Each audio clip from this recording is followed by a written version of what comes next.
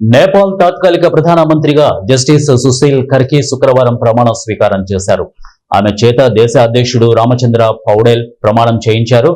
ఇక నేపాల్ పీఎం పదవిని చేపట్టిన తొలి మహిళగా సుశీల నిలిచారు.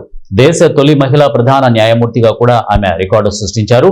నేపాల్ రాష్ట్రపతి భవన్లో రాత్రి 9:30 ప్రమాణ స్వీకార కార్యక్రమం జరిగింది. కొద్దిమంది మంత్రులతో మంత్రివర్గం ఏర్పాటు చేసిన కర్కి వెంటనే వారితో కేబినెట్ సమావేశం నిర్వహించారు. 2026 మార్చి 4న ఎన్నికలు నిర్వహించాలని ప్రతిపాదించినట్టు సమాచారం.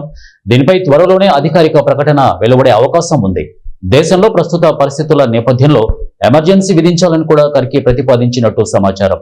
కేబినెట్ సిఫార్సు మేరకు రాష్ట్రపతి ఆమోదం తెలిపిన తర్వాత దేశవ్యాప్తంగా ఎమర్జెన్సీ అమల్లోకి రానున్నది.